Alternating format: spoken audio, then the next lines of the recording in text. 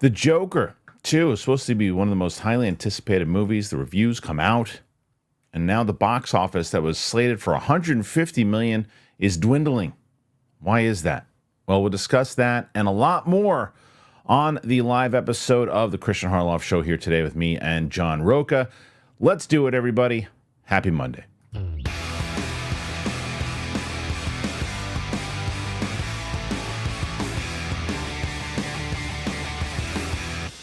Welcome back to the show, everybody. It is Monday. I hope everybody had a wonderful, wonderful weekend, and we are excited to be back. There are a lot of stories that we're going to cover here today, and thanks for everybody who are joining us live. And someone who always joins me live on Mondays is the outlaw John Rocha. How you doing there, Rocha? Hey, man. What a weekend. NFL back, college football back again. Didn't get a chance to see too many movies, but how was your weekend? I mean, minus the fact. I mean, look, the Yankees are playing good right now, so I'll give them that. The Seminoles, not so much. Oh my God. Yep. Ugh. And the Giants, not so much. So you guys were able to beat us by 3. So good for you. Good luck on the rest of the season. Anyway, so there's a lot, but we got a lot to talk about. There's tons of it. But before we do, and I'm sure you got a really weird text from Winston on Friday with him bragging. And you're like, what are you bragging about? Right. So what happened was that as we said, now we've been going live, and you've been the king of these the questions for so long because you've been doing it with me for so long, right? And then last week we debuted, and of course, who's the first champion we ever have of all the questions? You with 43. Roxy has to overtake you, and Roxy did 46. So Winston said, "Get out of my way," and did 106 questions on Friday. But however, people like you a lot more than you think. Because we broke a record here today. Because before we even started, John, sitting right now, we have 34 questions sitting in. Wow! Sitting right off the bat. So there's a shot that you could beat Winston by the time that we finish this up, but we'll see. Anyway, so we do have tons of stuff to talk about, and the first was the thing that I noticed over the weekend was this. I saw this story, and it came out last week, but I was like, we got to talk about this because this is big. You and I both thought that this movie was going to hit $1 billion or close to it. A lot of people have been talking about it. The box office had it tracking it being a beast, and the early box office tracking projections for the Todd Phillips-directed sequel, Joker, Folie, Deux, are being revised downwards. Just 2 weeks ago, wild estimates were being thrown about that the film could debut domestically to as high as 120 to 150 million opening weekend. We discussed it as much on this very show. Yeah. Others were more restrained, but 100 million plus start for the film to overtake the 96.2 million debut of the original seemed likely. Then, the film debuted at the Venice Film Festival to mixed reviews, and though critical aggregate scores were almost on par with the original. Now, with 3 weeks to go, the film has now appeared on short-term tracking services, and that opening weekend estimate has been revised downward to a start of somewhere over 70 million. If it does hit that, it would be the 7th highest opening for a movie at all time at the October domestic box office. The studio has also received praise from marketing executives that the film is also being sold as a Joker movie and hiding its musical elements. The film is reportedly tracking the strongest with men, especially over 25, followed by women over 25. Pre-sales are said to be big enough that some exhibitors are predicting a 90 million start. So, John, you hear all of that. What say you on that? Yeah, it's a curious situation. I wonder if maybe, people have seen the trailers and they're not 100% on board. People are not maybe as excited that it's going the musical route. I also think we might just be exhausted, dude. Like, honestly, we might be so exhausted from all the real life drama in our lives and in our worlds. Of course, we had a sample of that over the weekend. That the last place people want to run and go to is a film that is going to be a hugely emotional commentary on the idea of madness and how it can affect our society and the toxicity of manhood, all these things that the Joker is inherently baked into the Joker with the approach Todd Phillips has taken. So I wonder if people are just like, you know what, I want to go and just enjoy myself. Because I was looking right now at the top 10 movies of the box office in 2024. Inside Out 2, Deadpool, Wolverine, Despicable Me 4, Dune Part 2, Godzilla, Kong, The New Empire, Kung Fu Panda, Bad Boys, Ride or Die, Kingdom of the Planet of the Apes, Twisters, Alien, Romulus. Romulus is the darkest of the 10. Dark 2. Dune 2. I mean, yeah, but that's also inspirational because you're looking at a hero who's hopefully going to, bring the people together and whatever. But yes, there is certainly darkness to it, but not like with Joker. Like that's topical commentary. So I just wonder if maybe people are like, I'm not feeling this right now. I don't know. There might be something to that, but I mean, I think that there's also the fact that the musical thing has been coming out. There's been more articles for it. Maybe the comic book stuff is part of it also. I am very excited for this movie. I still want to see this. I still think this movie is going to overperform because I can't imagine that festival has so much impact on the regular person. I just can't. I just can't fathom it that someone who wanted to see it's like, the hootie tooties over at the film festival said I shouldn't see it, so I'm out. I don't buy it. So what do you think is happening? I honestly really don't know. I think that it might come down to the fact that it is maybe one of those another comic book thing, another superhero thing. It's October. I don't know. Maybe I was gonna see it, but I don't really care anymore. Maybe they read something. Maybe the musical aspect they didn't know beforehand, but now that the fact that the musical did come in, maybe because there's a lot of people who don't pay attention to the news. There's like, Joker 2 is coming out, and then they see one article that says, in the musical aspect, it's a musical. I'm out. That and I mean they literally are getting praised for hiding the fact that it's a musical. So it's that could be it. I don't know. But what I'm hoping for is that A, that it's a good movie, and B, that if it is, then people are like, the musical stuff worked well because, as they said, the first movie didn't do critical praise. So I don't know. I think that the fact that it's diminishing would be a little head scratching, but it's still like, even if it hits 70 million, it's still a pretty big weekend. It's just not going to be that. They want it to be a phenomenon like the first one was. Yeah, but it's not. It's that first one came at the right time, right? Like we were in that place of like superhero crescendo, right? And so the idea of a new approach to Joker, and I'd love to know if these numbers are being compared to the same people take the numbers from 2 weeks ago, and now their numbers they win again, and their numbers are lower 2 weeks later. That's what I'd like to know. Or if these were just industry estimates 2 weeks ago, and now they've actually done some tracking, and now the tracking is like lower. So the industry estimates were what they were thinking, but the tracking is showing you what's actually happening and has been happening throughout. I wonder when you look at the numbers you're getting now. But yeah, I mean, they're trying to catch lightning in a bottle again, and you know this. Like, you can't make something viral by making it viral, right? It's got to catch on however it catches on. I mean, who saw the Hawk Tuah girl coming, and look how explosive that has become. Somebody did. That's why she went viral. Yeah, that's what I'm saying. Like, I've seen 5 million conversations with girls at bars on mics, and they say similar stuff. Hey, man, if she started a trend, God bless her. Yeah, I know. That's what I'm saying. Nobody saw that coming, so you never know. Well, either way, it's going to be interesting. And I think that I do think that they might have. I want to say one more thing, Kristian. They're not out there promoting it, right? Like, this is coming out in like 3 weeks. Where's Gaga? Why isn't she out there doing more? Where's Joaquin? Why aren't they out there like doing little things and promoting on social media and there hasn't been that much promotion for the film from the stars themselves. And again, this comes out in 3 weeks, October? 3 weeks. I think the heavy push will come soon, man. I think the heavy push will come soon. Yeah, 3 weeks. I mean, because it's just the cycle goes so fast. I mean, you got Transformers 1 coming out, which is just absolutely magnificent. Who in the world would ever thought I would be saying those words? I'm telling you, man, I think it is. It might be next to 1986 Transformers, my favorite Transformers movie. Wow. I want to see it again. I don't know if I should wait to see, because I know Matt Serra hasn't seen it yet, and I told him to wait and wait for it to come out on digital, so he and I could watch it and do one of our reactions.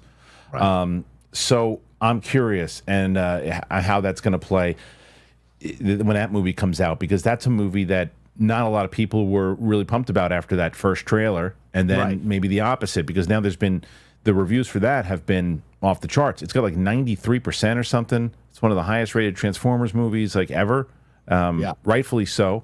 And I wonder if that's like the opposite of what we're talking about here with the Joker, that and more so to your point earlier, that it's more of like a happy, not happy necessarily, but you know what I mean, more a little more uplifting than say Joker 2. So maybe there's some merit to that. I don't know. Yeah, and maybe people didn't want a sequel to the Joker to begin with. You know what I'm saying? Maybe there's some people that just kind of yeah, I know. I think the musical thing was ambitious, man. I think it was ambitious. I think because musicals in general are not. I mean, I understand what they're going for and the idea that it's going to be mental and all this stuff too. But musical's still a musical, and they don't play right now. They just don't play. You and I both love West Side Story, the remake. Thought it was one of the Spielberg's best, and it ate a pile of garbage. I mean, it ate it, and that movie is fantastic, and just ate it. Nobody cared. It's crazy to say this about a film that made $1 billion, but the sequel itself may live on word of mouth. You know, because like you said, the critics came out and they had their opinions, but it's going to be people going to see this opening weekend and saying, "Oh, this is actually really good," and people need to go and see it. Forget the critics, blah blah blah, and so that may be what drives this thing to a higher box office than they're predicting. You know, someone mentioned Wonka was a success. Yeah, but they hid that too. They hid that big time. They hid that was a musical. Like nobody knew it was a musical. I actually, that's a movie. And when somebody asks those questions, usually we get our questions at the end of the show. Someone always says something along, "What's a movie you thought you weren't going to like?" Or a movie that maybe at first glance you saw and you didn't dig it, and then you wound up liking it more. It's probably that movie. Yeah. When I first saw it, I said, "It's fine. The movie's fine." And then I watched it with my kids, and I absolutely loved it. And it just it's one of those movies that becomes more and more charming every time you watch it. Yeah.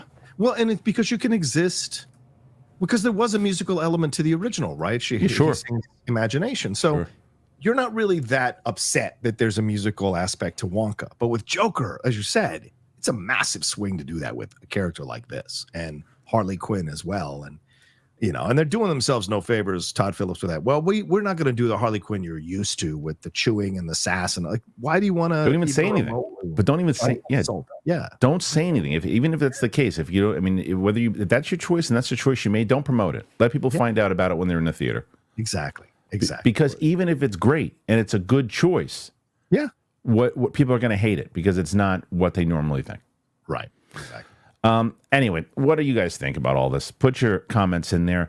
Obviously, if you're in the live chat right now, thank you so much. And make your voice be heard. If you watch it on the replay, do it. We're on Spotify, we're on Apple, we're on all that stuff.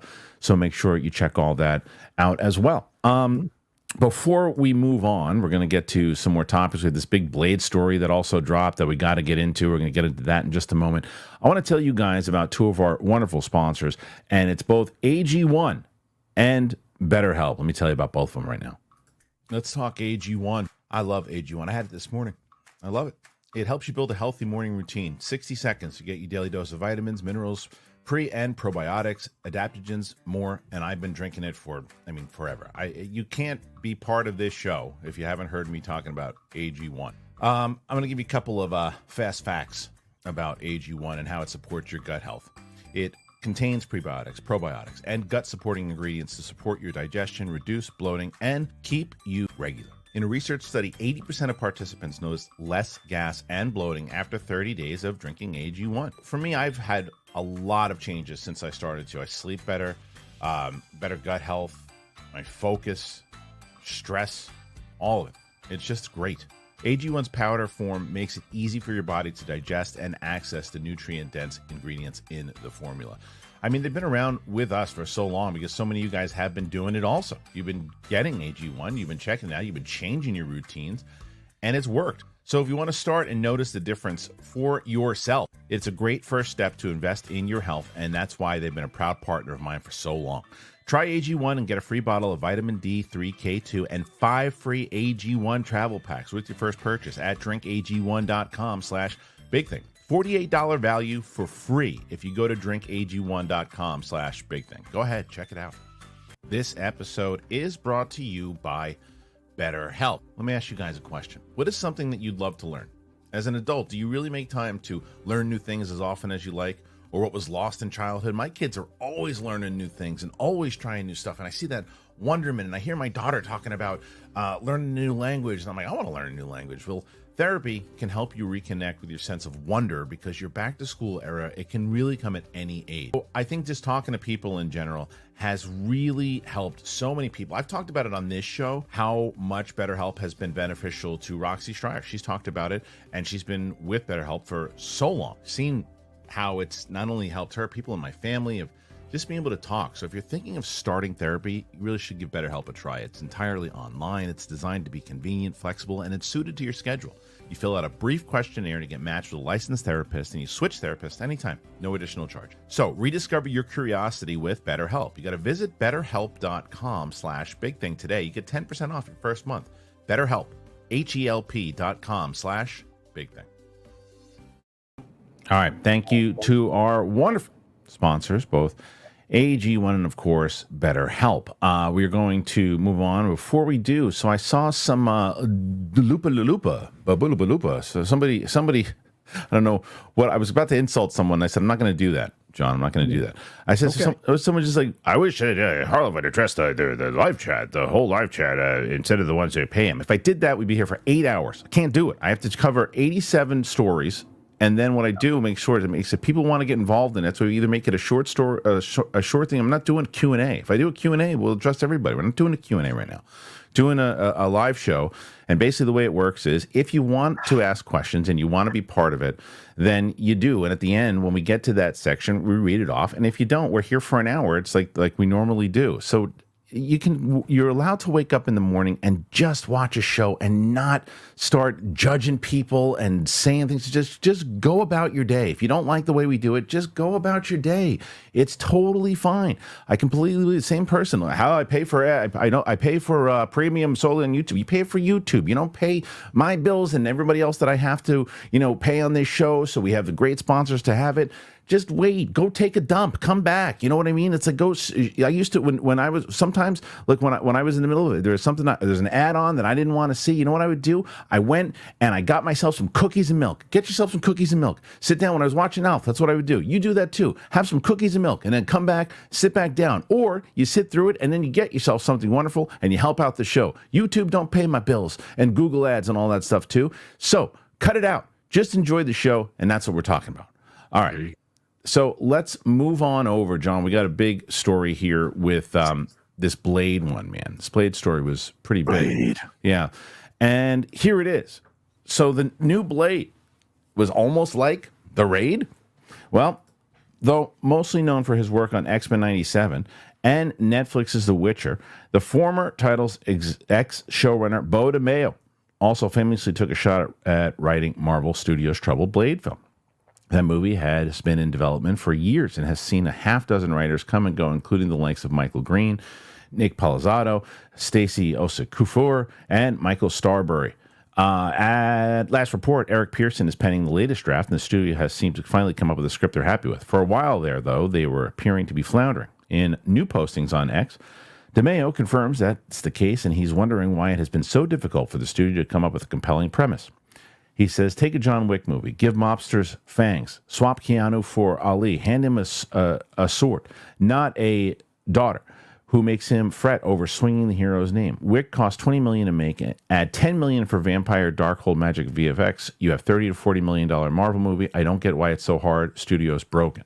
He adds that in his 3 months on the project, he wrote 3 drafts and a dozen outlines for it. He then did a deep dive on X, going into the best idea he came up with.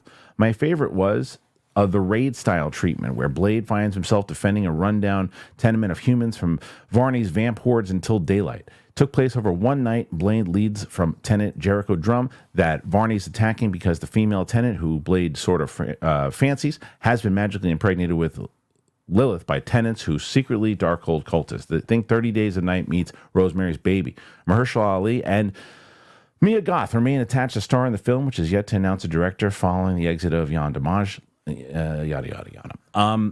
I'll tell you, look, you can say what you want about Beau DeMayo as far as everything, the controversies and stuff he's getting. It's a totally different thing that we're talking about here right now.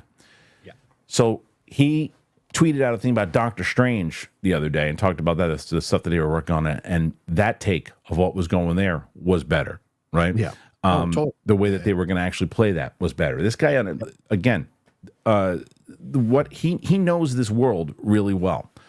I got to tell you, I love this 30, 40 million Raid idea of Blade just running around the joint, fighting people until the end.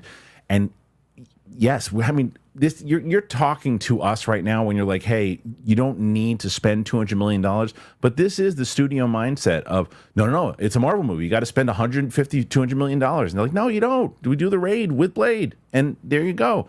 So maybe it was an executive thing, but you hear this, and I don't know. What do you think?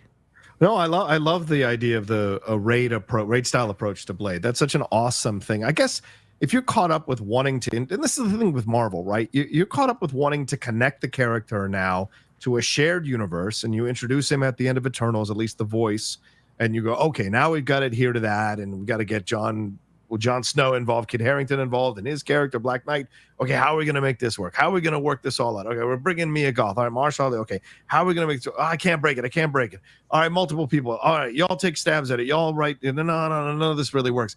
And at the end of the day, you're going to end up where you should have started, which is keep it simple, stupid, and just do something fun to introduce us back into the world of Blade. And then later, or at the post-credit scene, or down the road, connect him up into a larger universe and a story you want to tell. So to me, I think that's the approach here they got to take with Blade. We all love Wesley Snipes.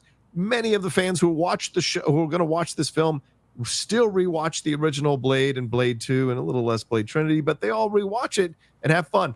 The reaction to Blade, Wesley Snipes showing up in Deadpool and Wolverine should tell you there is just an excitement to see Blade back. Stop overthinking it. Do it really simply and do it for a smaller budget and let the people have fun with it. And then we'll worry about connecting it up into the larger MCU. So yeah, I love all these ideas, but let me say this. It's real easy to come up with an idea. It's not so easy to come up with a script to support or to execute the idea. Or to execute the idea. 100%. Yeah, of course. But it doesn't change the fact that, look, as I said, when you're mentioning this kind of thing to me, you're gonna get me. You're gonna get me on board because it's like, oh yeah, he's 100% right. It's like, you don't need to spend this kind of money, especially on a Blade movie. You didn't do it for the original. You could do this. You could dumb it down, and you can not dumb it down. That's a stupid. That's not. It's simplified. You can actually make it better, and actually the reverse of dumbing it down. Actually put more depth into the character and the idea of why he wants to do it, and you could do something along those lines. It makes so much more sense to do it that way. And it says, we've mentioned 1,000 times over, the A24 Terminator style version. You know, it's like. Yeah. I really, really want to get, like a studio executive on here to ask that question of like, because let's say, if me and you, we own the rights to using, I don't know, Jurassic World, right? Sure. So if we own the rights to that movie and we know that people are going to see a Jurassic World movie, we know it. Why are we spending $200 million on it? Why are we doing that? What if we know that we can spend, as I'm going to say, I come into the office today and I say, John, listen, I'm going to spend, I think I want to spend $40 million on this movie. We're going to make the dinosaurs look pretty cool, but we're going to do it kind of more like horror style. And we're going to get one really good actor, pay them $5 million or whatever it is, an up and coming one, and then put all the really good actors who are up and coming, who don't cost that much, around them. Mm-hmm. But it's true. And we'll spend $100 million on marketing. On that one, so that's where 100. That's where the big or whatever the amount of marketing we'll spend a good amount of money on marketing because it's Jurassic World. It needs the marketing. Same thing with this Blade movie. It's what are you spending $200 million on a Blade movie? You don't need to. It's a gritty vampire film. You're putting pressure on the film. You know what I'm saying? You're putting pressure on the film by putting it at 200. You're like, well, it better make a certain amount of money. And what was the big thing last week with Destin Daniel Cretton? He's coming in now to direct Spider-Man 4. But people have been clamoring for a Shang-Chi sequel, right? But Shang-Chi only made $420 million off a $200 million budget or $225 million budget. And I get it. It was during COVID. I understand that. But still, it's only $420 million. Spider-Man No Way Home made over $1 billion during COVID as well. So it was a matter of that situation. And so but if you had made Shang-Chi for like $80 million and it made $400 million, you'd be rushing to do a sequel. And that's the situation that they find themselves in constantly with Marvel is they do the budget so high that the film has to work so hard. Shang-Chi's a great example because Shang-Chi, you cut that. I mean, I bet you in the same way that Indiana Jones, the last Indiana Jones is another example of the point I'm going to make here is that the third act is probably where the majority of the budget came from both of those movies. Yeah. The third act where you didn't it was the third act of Indiana Jones was ridiculous. How much money they spent on that. It was ridiculous how much money they spent. that is something that when you hear these comments of what Blade could be, and also I think there's someone else was tweeting me out about what's the dude's name, Michael Waldron, is that who wrote apparently, and he something he's getting involved now. People starting to turn on him a little bit now and saying that maybe he didn't really necessarily. I mean, not that he didn't write Loki, but the fact that maybe he was like a one-hit wonder because the other stuff he's been involved with hasn't been so good, so people aren't really excited about him doing things now. It's just amazing how it really is how it goes down. You know, like people will turn on you real quick unless you got something else that's going to deliver. Yeah. I mean, I was watching TikTok over the weekend, and it was Craig Ferguson interviewing Steve Guttenberg, the great Steve Guttenberg. Oh, he's the best. He's the best. It's awesome. And you're the one that got me to follow him on Instagram. He's a great guy. But I saw this interview on TikTok, and he said, this is the deal you have to understand. And he said, Paul Newman taught him this lesson, 5 lessons of Hollywood. Who is Steve Guttenberg? Get me Steve Guttenberg. I got to get a young Steve Guttenberg. Yeah. Get me someone like Steve Guttenberg, a little bit older, and then all the way back to who is Steve Guttenberg. That's the situation you deal with here in Hollywood, and Waldron is going through that now. Who is Michael Waldron? Oh, great, get him. I needed someone like this. Yeah. Oh, someone like who is Michael Waldron? Why do we want him again? And so it's just that's the cycle now, and it just goes way faster than it used to. It used to take years to get to the who is this, and now it's like within a year or two. There's just so much stuff to go through, get past. So. Anyway, I ask you guys, what do you think? Do you think that this is something that they're going to go away from, and maybe it was the studios getting their hands in it again and messing up? Because we keep hearing how Blade was falling apart. Maybe it shouldn't have. Maybe that's one of the main things. Maybe Blade shouldn't have fallen apart, and maybe that there's just too many people meddling in the same way that Sony was meddling with the Spider-Man thing to make it not street level. So put your comments in there. Very, very curious to hear what y'all think about this, because it's it ain't going away. It's not going away. There's going to be a lot of talk here for sure. Yeah. All right. Well, let's get to the Emmys, because John was texting me and he was he goes, well, I assume we're talking about the Emmys, and I said, oh yeah, I guess those were last night. So it was it was on last night. I saw that I looked at some of the results, but I completely forgot. At one point, my wife and I were watching. We watched episode 1 of the Old Man last night. And, nice! Season 2, and we finished up. Have you seen Arthur the King? Arthur the King. It's the Mark Wahlberg dog movie that came out. Is that the lion one? Dog. No, I've not seen that. Oh, Dog. No, I've not seen that one. Underrated film, and dude, quite possibly might at the moment make my top 10 of the year. What? Yeah. What? I saw what second time. Your mouth? Have you seen it? Have you seen the movie? I don't need to see it. Have you seen the movie? Dog. I think I've got it. Do you know what happened? Do you know what the story is even about?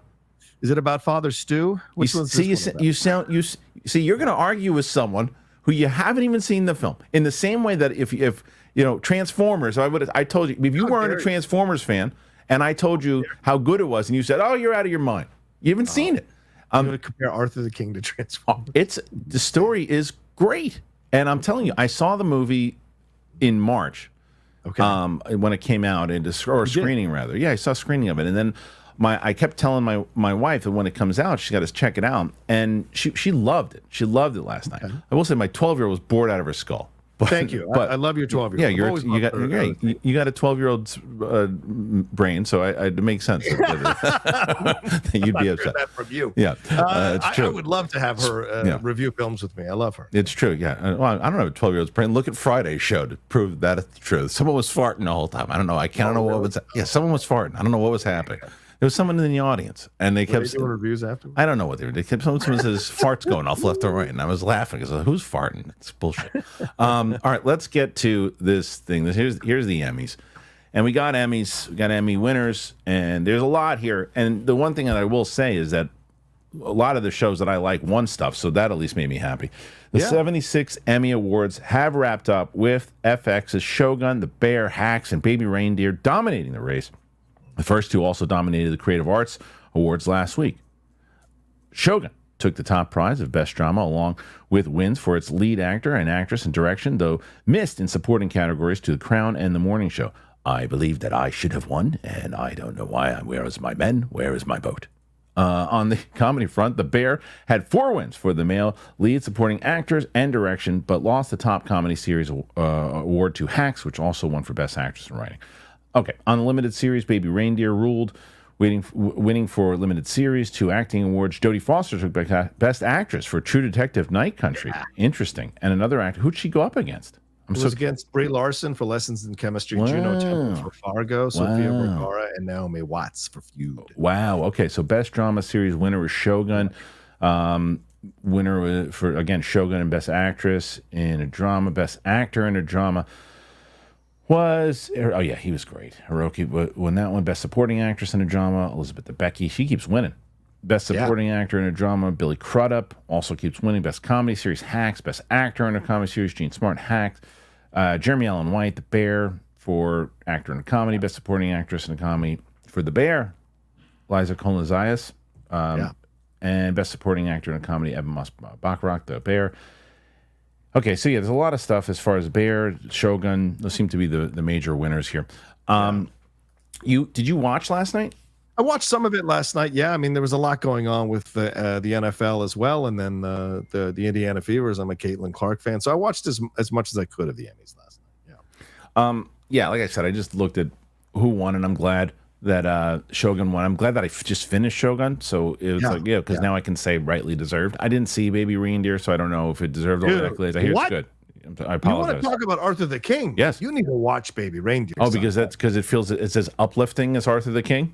I don't know about uplifting, but it's madness. That's what I heard. Sure. That's what I heard. So episode 4 is the one. But yeah, I mean, I think there were a lot of really well-deserved victories last night. Certainly Shogun. You know, as I said last week when we were talking about it, I thought it was going to do well. I guess we were off because Succession, we had talked that we was going to be going. Yeah, we were wrong. It won everything last year when it was. Yeah. Exactly. And Succession will be up with the next Emmys probably. No. Succession already did all its Emmys. Oh, did it? Okay, it won everything. Yeah, it already won everything. It already had finished up, and that's why I was like, when people were like, "Hey, idiots," we kept mentioning that Succession would win. But shout out to Anna Sawai and Hiroki Sanada. I was so happy to see them win for Shogun. I was really happy for Lamorne Morris last night. I mean, no one thought he was going to win that Emmy, and he won it. And it was such a great speech, and that was so fun to see. And of course, Lisa Colon-Zayas, who I tweeted out, I was very happy to see her win for The Bear. I thought her episode was the best episode of the season after the first episode of season 3. But a lot of people, the drama last night is Hacks versus The Bear, because people think The Bear is not a comedy. So it's a real drama. Even I disagree with that. The Levy people made fun of it at the beginning. The father and son there made fun of it at the beginning. So yeah, I disagree with that situation. What do you think? I disagree. I think I disagree. Bear is absolutely, it's a dramedy for sure. It's a drama. It's a drama, but it has just as much dramatic moments as Hacks. Hacks has a lot of drama moments in it. They do, yeah. I tweeted that out in response to somebody. Those two sidekicks, the whole John Cena scene in the last thing with those two guys. I mean, it's completely comedy. I don't know. Look, The Martian was not a comedy. There's no reason. Right. There's no world where that should have been anywhere near comedy, right? But you can absolutely say that The Bear is comedy. Now it has more. It leans more on the serious drama side, but does it have comedic moments? And could you classify it from those two guys alone? Those two guys who come in literally just to lighten up the whole thing, bring in comedy. Yeah, they bring in the whole thing is that they are the comedy stuff. The stuff with now they leaned off it a little bit more. Cousin was way more comedic in the first season, and then he started to get more serious, and he's kind of like the more, he's at a complete character arc, but he was there for comedy. The stuff that when they're screaming and yelling at each other in the kitchen and the things that they say is meant for comedy. I think some people think comedy is like set up punchline. No. And look, Hacks has funny moments, but as you said, Hacks also has like a very toxic codependent relationship at its center between Hannah Einbinder and Jean Smart, and it's a super toxic relationship. She messes with her all the time. She screws her over all the time. She messes with her personal life all the time. And the whole narrative in this past season was the fact that she sacrificed a happy, healthy relationship with a young woman who loved her in order to go back to work for Deborah, and the toxicity of it all because she has mommy issues. And then by the end, you see that Deborah has like messed with her entire staff and has disrespected her whole staff, had to deal with her relationship with her sister. And then what happens with Ava at the end and Deborah at the end is super dramatic. So to me, this idea that it's just a straight up comedy, like it's two broke girls, is nonsense. So we ask more for from our comedies, especially the ones that are going to win Emmys now. So to me, you can make a case that The Bear has comedic moments throughout that could qualify it for a comedy. But it's more like human situational comedy, like the stress is so high that you're laughing at the madness of it all. Right. So that's what I think when you look at it. So I hear the complaints, but I think it qualifies like you do. This is funny. Ryan Vegtech says SNL is a comedy and it has no funny moments. I snorted. That was good. Even less so with them removing Chloe Trost, who I loved from the new season. I'm sad she's gone, that they removed her. Man. She's great. Yeah. I thought it was on. It doesn't come back until the end of the month, right? End of the month with Maya Rudolph. Okay. Anyway, so curious what you guys think about all the stuff with the Emmys, if you paid attention to it or not. I don't know what the ratings are going to be for these award shows. I still feel like every award... What? Probably not great. I feel like every award show... What was it on last night? What channel? Fox. Stupid. I think it was Fox. Stupid. Put it on streaming. All these award shows should be on streaming. No, Oscars, all of it. Get it off of regular TV now. And you can't complain about how ratings are low now, and you keep putting it on. You put it on streaming. You put it on streaming, it'll do like now. You know where it would do well if it live streamed on Netflix. I bet you it did it. It would do significantly better than ABC or any of these network things. Nobody cares on it. If people would tune into it more. That's why SAG Awards did that 2 or 3 years ago, and they went to streaming, and they've gotten better numbers streaming wise than they did when they were on TNT. Yeah, So, all the award shows need to move off of network television. It's a very dated thing that doesn't work anymore. And how come the ratings are going down? Because no one cares. No one watches network TV for most things, and they're gonna watch them for some award show where people are patting each other on the back, telling how great everybody is. Nobody, come on, I didn't do that. Especially for the majority of people outside of the film industry or people who pay attention, like people who are watching this show or you and I don't know most of the films. The TV is a little bit different because TV people do know because it reminds me of like baseball and football, man. Like for the years, forever, baseball was the national pastime, forever. Yeah. And then eventually football just overtook it. And I feel like that's what TV has done with movies. Because you couldn't even imagine movie stars were going to be on television doing stuff, and now it makes more sense for them to do it. The people who normally would have those roles are getting replaced by people who would be in movie stars because the movies are a crapshoot.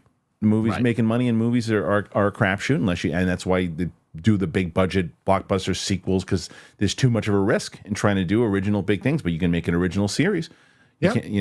Sense. Yeah. So it was funny because I thought my point was, well, look at Shogun, and I didn't realize Shogun was a remake of a television show from like the with Richard Chamberlain. Back in the day. I was like, hey, wait a minute, which makes a lot of sense because it was the '80s show, right?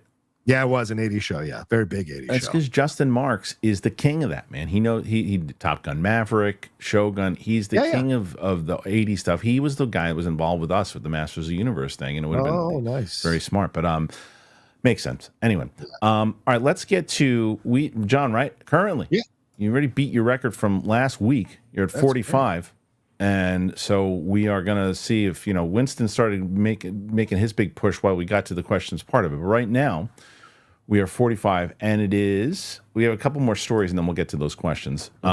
Let's get to this one, and it is the box office. We cover the box office here every weekend, obviously, on Mondays. Beetlejuice is still holding strong. Yeah. It did it again.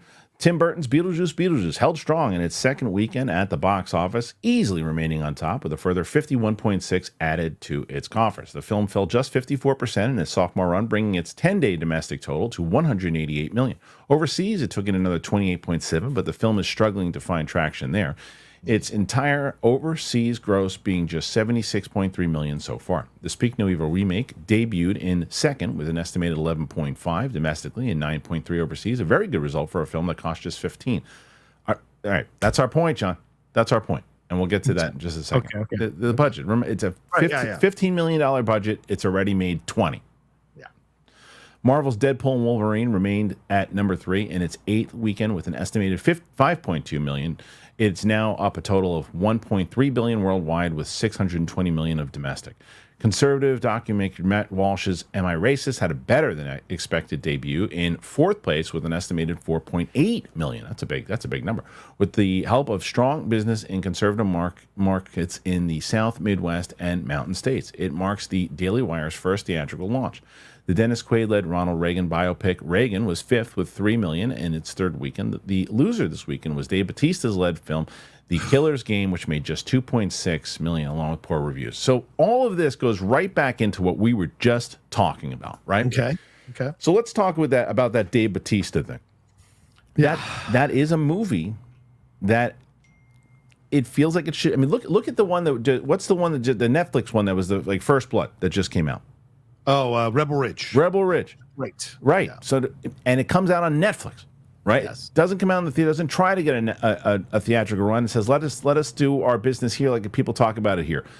Those are the types. Those movies live on streaming now, and it's hard to make them pop in the theater. So Dave Bautista is running against that's hard upstream there. That is a hard thing to try to make work. So. Then you go to the Speak No Evil. Blumhouse I said it in the review, they're genius. They're the genius in how they do things. They literally made a movie about a haunted pool and made money on it because they spent like $4 million on it or something ridiculous and made money on it because they know how they did the thing we talked about. Spend nothing on it, market the hell out of it, result. And speaking of, did you see the movie?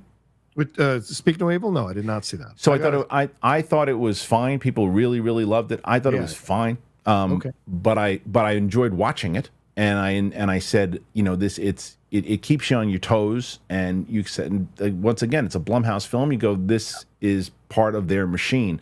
They keep doing this, and why aren't other people? It's not just horror. You can do this with other stories, and we just talked about this with Blade. This is the whole point. Why aren't other people picking up on this? I don't understand. Well, I think it's all situational, isn't it? Like, because if you look at The Killer's Game, the Batista film, that was a $30 million budget on that film. Why are you spending $30 million on a direct-to-DVD type movie? Right. I don't understand. Right. And you're right about this because, like, Rebel Ridge has gotten a lot of response from people, very, very positive. But you look at a lot of these action films that have come out that are just like Killer's Game and Rebel Ridge over the last few months, and they haven't done well, right? What was that one with the Skarsgård, the Kill Boy, or whatever what the hell is called? And nobody went to see that one.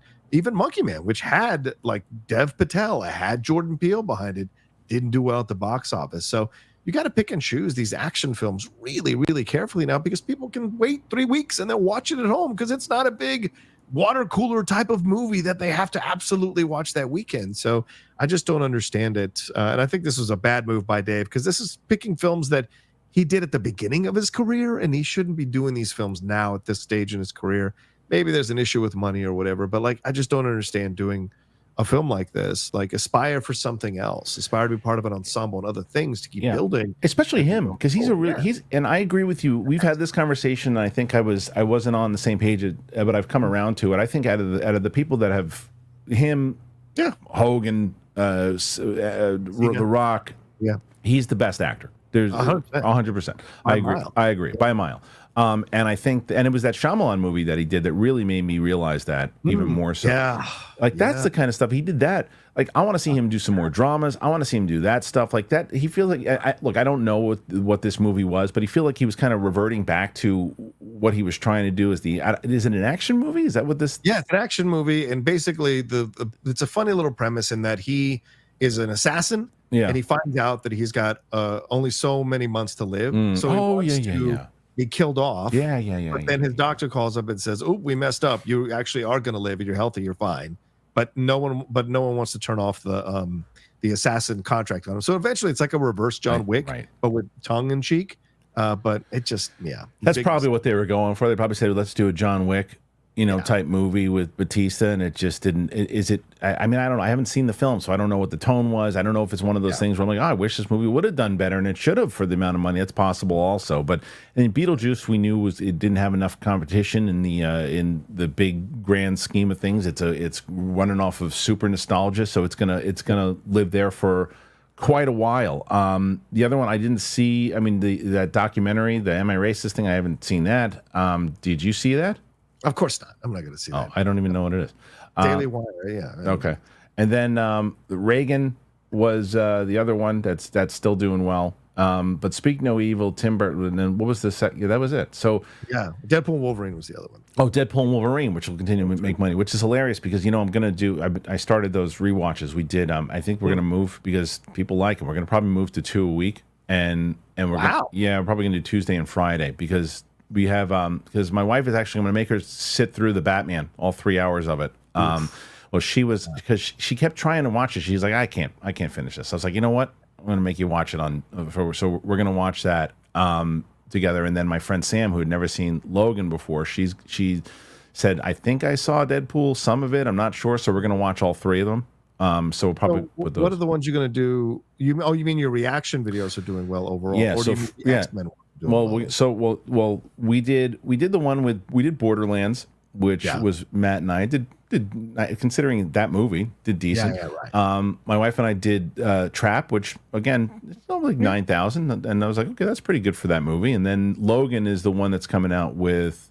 Oh no, actually, Longlegs is coming out first. With my friend Tina this Friday, and then next week I'll probably do both Batman and Logan, and then keep kind of moving. Because then the Sarah and I are going to do the new Crow. God help. Oh yeah. I've got that in the mix in my head as well. So we'll be doing that one too. Go ahead, John. We got to get your wife to wake up a little bit at the beginning of these reactions. We got to get you, let's wake it up a little bit. If I was there directing, I'd have to wake her up. Well, I wouldn't listen to your direction because people want to replace me with her. People loved her. What? People loved her. That's because she's new. You know how this works, Kristian. I'm telling you, but the stuff that she was saying inside of the oh no, yeah, her reactions inside were a lot of fun. I watched some of the eyes, the side eyes that she was giving me. But anyway, look, before we move on, John, tell people where can they find you? Yeah, you can always find me at The Rocha Says on Twitter, Instagram, TikTok, but my YouTube channel, youtube.com/John Rocha Says. There a lot of stuff happening. We just dropped a bunch of stuff last week, and we're about to hit the ground running this week with Agatha All Along, with The Big One coming out, and all these things going on for the Geek Buddies. So we're going to be reviewing those, doing our main show, of course, and then we're going to do some Jedi Way coming up tomorrow. Actually Friday we'll be doing Jedi Way, and then the Hot Mic, of course, later on this week. And if you missed our Hot Mic from this past Friday, Jeff and I breaking down his Beyond the Spider-Verse controversial meltdown, and I think it's one you don't want to miss. We had a really interesting back and forth about it, all as friends, but also as colleagues in this business. And so I think that's one you guys should watch. We dropped it on Friday. If you haven't seen it, it's out there. And of course, the latest Geek Buddies episode as well, and all my stuff. My reactions, I did a reaction to X-Men Dark Phoenix, which I'd never seen, and then dropped a reaction as well for something else. And I might have something coming up later on this week. We'll see. Thank you, guys. There you go. Amazing. Okay, so we're going to get to your questions. I just want to make sure if there's anything else that story-wise that we missed. I think we got everything there. You want to skip the Denzel and Goonies stuff? Oh, the Goonies we can get to, but the Denzel. Let's do the Denzel one first, and then because real quick. Yeah, real quick. We should definitely get to that, and then we'll get to the questions, because right now we stand at 47 questions. You tied Roxy's record, so you're the number 2 of all time. All right, let's of all time. All right, so here we go. Here's Washington on his Gladiator 2 accent.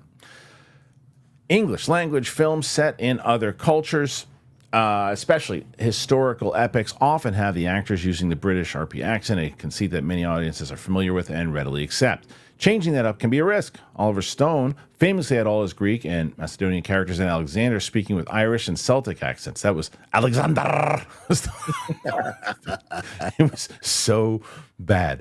Oh, so bad. I can see that. Oliver Stone did that. The actor who tried an accent closer to the region was Angelina Jolie, who ended up sounding like Dracula. That's exactly what I was thinking. Alexander. The worst. With Ridley Scott's Gladiator in 2000, the actors all took on British accents, including Australian Russell Crowe and American Joaquin Phoenix. With the upcoming sequel, his Irish lead actor Paul Mescal is doing the same. How about talking about Joaquin Phoenix in Napoleon doing nothing? Sounded like he was from Los Angeles. Exactly. But one person who isn't changing their accent is Denzel, who keeps his native New York accent for the film, playing Macrinius, a former slave who has become a power broker who attempts to eventually take control of Rome. In an interview with Empire magazine recently, Washington explained the decision to use his own accent and said he didn't want to do a poor imitation of what would be the character's natural North African accent. Well, the thing was, where are we? Whose accent would it be? What does that sound like anyway? you're going to end up imitating someone and end up with a bad African accent. Okay, it's Denzel. So that answer is brilliant because it's Denzel. Of course. But it's also, come on. Come on. It's Denzel, but come on. I think Denzel, well, he's done accents before. He could have done an English accent. You could have, because you could. I don't know if he's comfortable with his English accent. Maybe not. But it wasn't come on. That great. Cut his head off. Cut his head off. Drink the water. Get her. What are you doing? Use the sword. It's going to be distracting. It's going to be distracting. I guess it's Denzel though, man. I know. I could care less. I'll be honest with you. Could not care less. We're gonna have fights with sharks in the water in the Coliseum. True. Which actually did happen. So this film is gonna be off the chain. So I don't care if Denzel has this. And it's Denzel, man. Are you going to see why is it's not he's not, and he's also not the lead of the film. Exactly. Yeah, he's also not the lead. If he was the lead in the film and I was also like 11 years old when I saw it, but in the same way that with Robin Hood, Kevin Costner, no, everybody else had an accent. He didn't. So it's like disappeared halfway through the movie. Yeah, Princess Leia had one for the first beginning of the movie, and then that went away. Right. So it's distracting, but I don't think. But if the movie's good, you'll be forgiving of it. In the same way that Napoleon, it's just dull, the movie, right? Yeah, and that's the problem with the movie. If the movie wasn't dull and he had the accent, you wouldn't really care. It was the thing for me. That was the thing. Like the second he started talking, I'm like, wait a minute, what? Who's that supposed to be? I'm like, is this? And it's Joaquin Phoenix. I'm like, what? Yeah. So I don't know. But let's move on. I don't think anybody's really going to care. I'm bummed that people are not more pumped about that movie. Because I think it's more of a wait and see type Yes, thing. I agree with you. I agree. Yeah, I agree. And I think a lot of people are like, why are you doing a sequel? And it's been 24 years. And so I think people, and it's not Russell. Paul is still kind of an unknown quantity for a lot of the mainstream public. So I think people are kind of wait and see. But if it comes out and the reviews are great and the word of mouth is great, true, it'd be a surprise hit. What I would love, and the chances are slim to none, but imagine if this thing won the Oscar.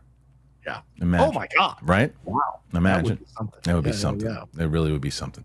All right. Well, how about you guys? Does it really matter at all about Denzel's accent? Do you care? Do you not care? Put your thoughts in there. Tell me what you think. All right, we have almost 50 questions already, so we're gonna do. Wow. Yeah, we got a lot of questions. So we're gonna get to the last two sponsors here before we get into that, and then we'll come back. I've been telling you guys about Built, and as I've mentioned to you many times over, how important it is that if you find something that can be beneficial to you, and even you get your cookies and milk, you should come back and check this out, because this is stuff that I only try to get this beneficial for you guys while I've been in this position.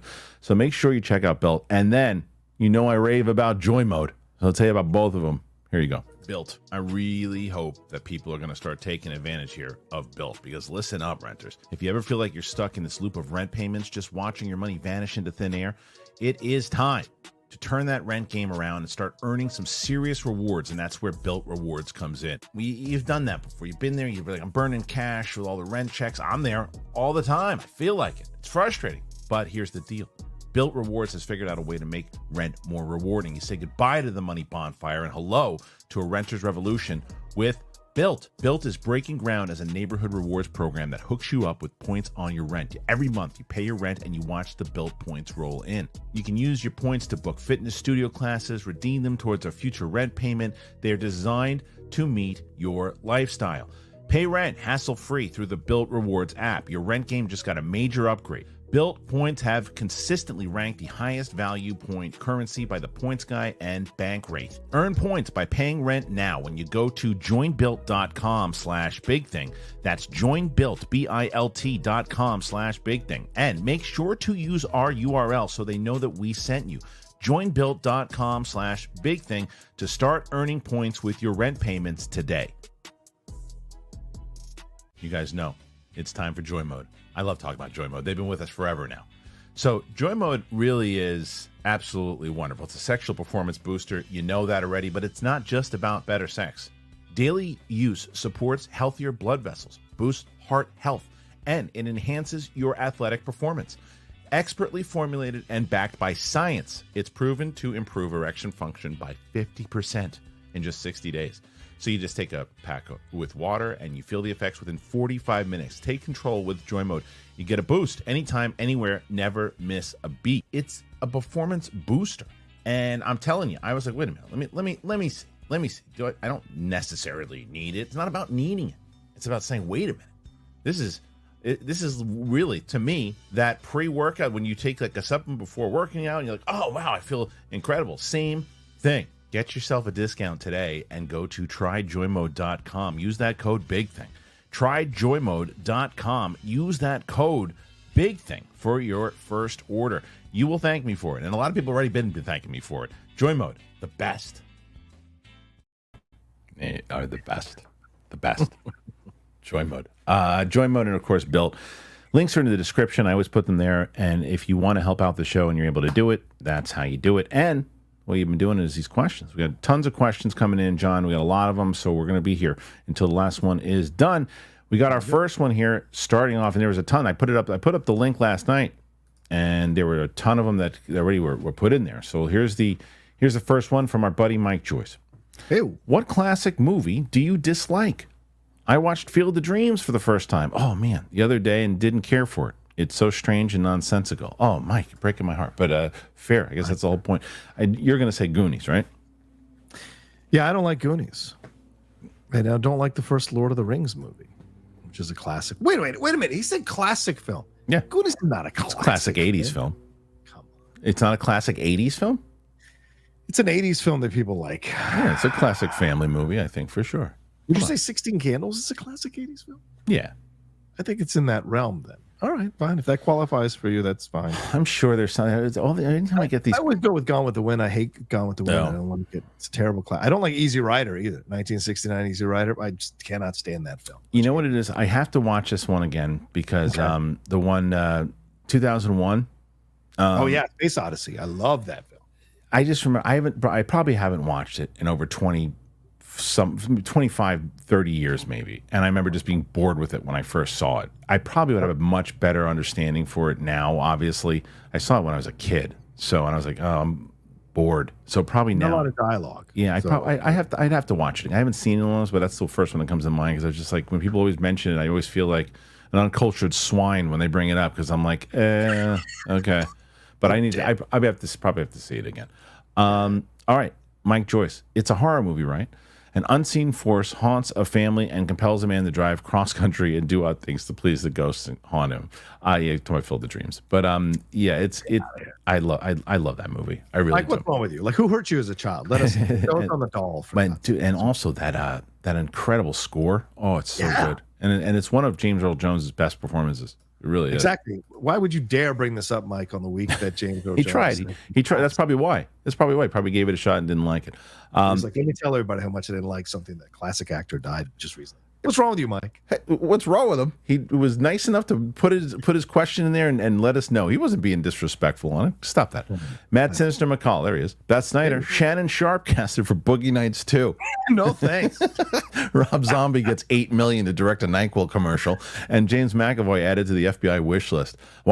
Yeah, great. That was his best comment. That was a good one. That was a real good one. McAvoy is so stacked now. Are you like what He's is huge. He's kind of scary now. He looked like he could have played Conor McGregor in Speak No Evil, dude. He was massive. He was massive. I saw the trailer over the weekend, and I'm like, he's a beast. He could play Wolverine. Forget Professor X. Yeah, I mean, a little older now, but yes, yeah, for sure. Derek Johnson, who was a big player in the Friday episode with Winston. Rocha, he's about to lay down that business in that thumbnail. Yeah, you know why I used the Schmodown picture? Because I've run out of pictures. I've asked Rocha 75 different texts to send me some freaking pictures of himself, and he said, I will. And every time I will. That was seven months. I will. He's right to call me out. I don't like how I look right now, so I'm doing the best I can. All right, go ahead. All right, well, thanks for calling me out on that. You're welcome. Derek Johnson also follows it up and says, doing this early so we get a head start on that record. He wants to beat the record. Derek Johnson, what are Rocha and Kristian's top 5 movies all time so far? Oh, all time? No way. I don't even get that on this. No way. Well, he's put in a lot, but even that, it's like it's too hard for me to do like just a top 5. I can give you 5 that pop off the top of my head, and they wouldn't necessarily rank in the top. It's just ones that, and I think that speaks volumes if that's what you think of, right?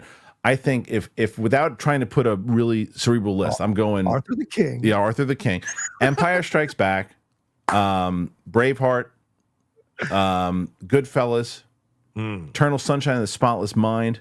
Yes. Inception. Godfather 2. Those are the ones that pop out of my head. There's so many other ones that would be in there, but those are the first 5. What are the first 5 that come to your mind? Sure. Citizen Kane, as always, that's my favorite film. Never will not be. Seven Samurai, Godfather Part 2, 2001, Lawrence of Arabia. Those are the 5 that pop up in my head, but I think they'd be, depending on when I put it all together, I'd have to compile it in different ways. But Eternal Sunshine could absolutely break the top 5. I love that. Yeah. Derek just types in, let's effing go. He also asked, he said that he put in quite a few here. He said that I don't want to take all the questions in the beginning. Can you put mine to the side if need be so others can get in there? Yeah, I mean, look, I'll read this last one that you put in there. I mean, I know you put in quite a few, but we'll take a break from yours in a second. Derek Johnson said, I like these Joker movies as character pieces for trauma, dysfunction, and societal problems we face as a whole. But as a comic book character Joker, I don't see the Joker in this portrayal. What do you both think? I mean, I like the portrayal. I like the idea. I agree with his points on what he said and the reason of what it's trying to do. Yeah. But I like this kind of, and another reason why it is Elseworlds. I like this portrayal of the Joker and this kind of really deep dive into his psyche. So I'm a fan of it. But what about yourself? Yeah, I mean, one of the great things about Joker is you can have many different interpretations, and you've seen in the comics many different interpretations of the Joker, from Killing Joke to the Azzarello run to the standard Joker to what we saw with Jack Nicholson doing in the 1989 Batman versus Jared Leto, or versus the voiceover work that Mark Hamill has done. So there's many different types of Jokers. John DiMaggio did a wonderful Joker, I thought, on the animated stuff as well. So I like that he's a character that you can use to make a commentary about what you want to make a commentary on, or just have fun with it. And so I like the Joaquin Phoenix Joker in what it has done and what it was trying to do. And I know all these snooty critics try to claim that he stole from Scorsese, but if he stole it, he made $1 billion, so kiss his ass. You know and then the same type of critics back in the 70s were saying that Lucas stole from Kurosawa and other ones. Right. You can't, that's silly. All right, Pete Parker. We'll get back to Derek. Has a whole bunch of questions. We'll get back to. We'll close with Derek. So he's got a ton. Pete Parker says, "I love the trap reaction. The look that you give Sadie when she wanted to eat. I don't want to spoil, but letting him fix the bike is so dumb. Hartnett was creepy. She was she's in the middle of it. She's like drinking. I'm like, what are you doing? She's like, I'm hungry. I'm eating. I'm thirsty. She says, my wife's not going to stop for anybody. It's just that's not how she is built. So all right, next one, Jacob Pynchon. If DeMeo claims are true, I shouldn't have defended Waldron at you months ago. As an aspiring writer, I find it hard to believe that Waldron, actually, who wrote Loki, ignored WandaVision to tell his own story, but Olsen says otherwise. The original take on, Multiverse of Madness sounds way better. Waldron and Raimi missed the mark. I mean, that's kind of what I was referring to before. Yeah, I agree that movie completely missed the mark. Completely. And the idea, it always drove me nuts that the people involved in it didn't read the scripts for WandaVision because it didn't pay attention at all. Yeah, it's frustrating. But I mean, remember the sword. This is Bo DeMeo, right? Yeah. And Bo DeMeo is having an issue with Disney. So how much of this can you actually vet? Just because Bo DeMeo says it doesn't mean it's necessarily true. He's in the middle of a battle with Disney, and he's invested in taking down the mouse right now in his situation. So you always have to kind of factor that into anything Bo is saying now. So for me, I think Raimi is the one to blame for all of this, because if his screenwriter had not seen WandaVision, he didn't bother to watch it to tell the screenwriter, wait a minute, this isn't, we already did this. Like, they already did this. We have to do something new. Then that's on Raimi. You're the captain of the ship. You get the credit and you get the blame. That's the game, man. So I don't disagree with you. And but the one pushback I'll have with the DeMeo side of it is, or I should say devil's advocate of it more so, is if you are going after Disney and you got nothing to lose, I'm just going to tell you everything. I'm going to tell you everything now. So gloves are off. Guess what happened? This is what really happened. You guys are complaining about it. Now, what Winston and I had brought up about that whole scenario with the Raimi side of it is, you remember at that time that you had Bob Chapek running everything, who was pushing Marvel to do 9 billion things. Yeah, shows. At this point, if you're Kevin Feige and you're like, okay, we have this whole thing and here's the script, and Sam Raimi doesn't want to do, the WandaVision stuff. He doesn't, it's not the story he wants to tell, but it's Sam Raimi. Kevin Feige is a Sam Raimi fanboy, part one. Yeah. Part two, you can trust Sam Raimi to make a movie at least, regardless of that. And he's like, I'm exhausted. I got to do all this other stuff. Just take it and go do what you want to do with it. Fine. You switch things up. So be it. And I think that's one of the reasons that the quality over quantity might have hurt something like that.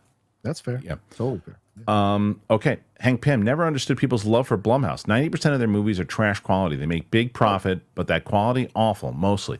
I think they have some, even I think that this thing that they did, I think Speak No Evil plays like a really good independent, almost horror film. And they changed the ending of the Danish film dramatically, and they had to, if you know what the ending is of that film, they had to. But it is, some of their stuff doesn't hit, and some of their stuff works, but I like their approach to it. And there's some stuff that they do that because I'm not a big horror guy, but when I see it's got a Blumhouse label on it, I go, okay, they take swings, and I know they try to put some quality into it, even if sometimes it's the farts. No, I like A24. In no way is 98%. You mean Blumhouse? Blumhouse, not A. I'm sorry, Blumhouse. Yeah. In no way is 98% of their stuff not good. That's ridiculous. There's a lot more out there, because you probably haven't seen 100% of their stuff to say that 98% of it doesn't work. So, yeah. Right. Okay, Miguel's on. Hey, y'all. Since Brolin declined, I would like Chris Pine or Timothy Olyphant as Hal. Thoughts? Any news on John Stewart, Rocha? Thanks, y'all. You guys talked. I'm sure you guys discussed this on the hot mic the other day, too, because on Snyder's posts, on one of his many posts, he said that Chris Pine, he said, you got a better shot, is what he said. He said, you got a better shot of Chris Pine being his pool boy than he does Hal Jordan. He does not think that's going to happen at all. Is there any shot that Pine is going to play it, or you're on that same page? No, I think Pine should absolutely get a shot. And from what I hear from my source, he's already met with Marvel about something. Okay. So, met with DC rather about something. So we've seen him do, obviously, the Steve Trevor stuff. Would it be an adjustment to put him in that situation? Maybe, but that universe doesn't exist anymore. So you don't have to adhere to it, right? Because you're done with that Wonder Woman. You're done with that series. So Chris Pine coming in to play Hal Jordan, I love this idea. And I've been pushing for it since the beginning.